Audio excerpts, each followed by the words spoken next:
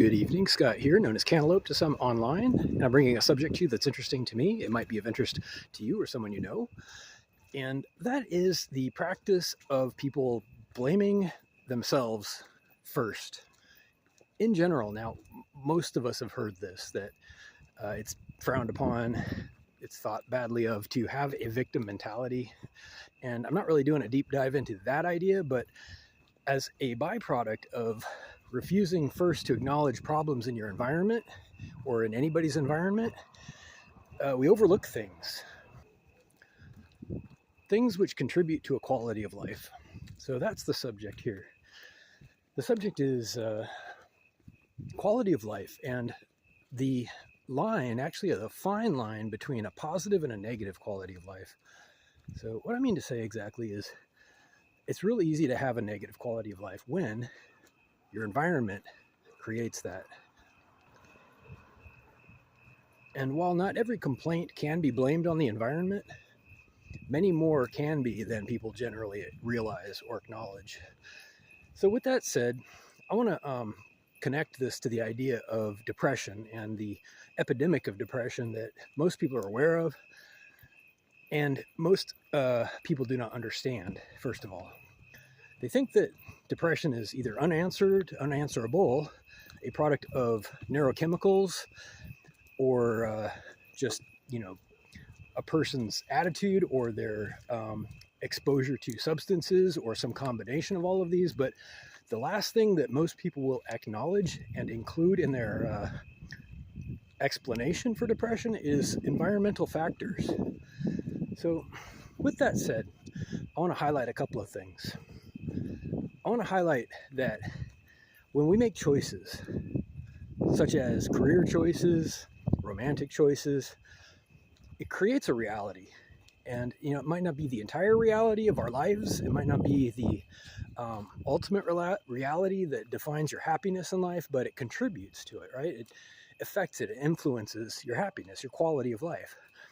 And I think there is a big opportunity that people can better understand how near that line is for a lot of people.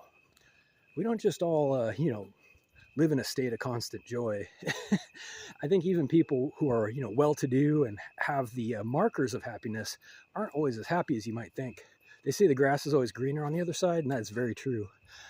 But again, in summary, the line between a positive and negative quality of life is very much closer than most people realize, and it's very connected with your environment. The factors contained therein, the choices you have, and more importantly, the choices that are taken from you, the choices that you cannot make yourself but should be allowed to. Unfortunately, this world has a lot of people stealing choices from people. A lot of choices being denied or pre-made and then refined into subsets of choices, and you are expected to make choices from menus. Well, you can be distracted. You can convince yourself or tell yourself that this is all fine, it's as good as it gets, and you can blame yourself, which is usually what happens. But on some level, your heart and your subconscious mind aren't at ease with what it knows should be better off. You should be better off, that is. The environment is a problem, but it's usually so big, so seemingly unchangeable, that we refuse to accept that there's a problem with the environment. We have, sayings like waiting for the world to change, or, what can one person do? Or what am I supposed to do? Well, I'm not saying it's easy or even possible, but to refuse to acknowledge that the problem is coming from the people and the places and the systems in your environment, well, that's just being delusional. When it is, it is. You got to start with the actual reason before you can fix anything. So it's not meant to be a downer video.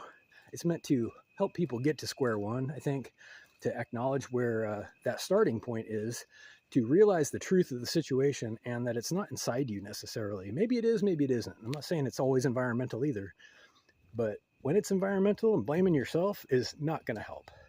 It doesn't fix anything. Medicating yourself for a systemic problem is only going to make things worse. In two ways, actually, if you think about it. But anyway, final note, a positive note, is that there's always hope. Every day is a new chance to turn it all around, and people can make change. People can fix things, and you can do just about anything you want as long as there's enough time. Time and perseverance can accomplish pretty much anything in your imagination. So have a great night, and reach out with questions or comments to whitehotrobot@gmail.com. Thank you.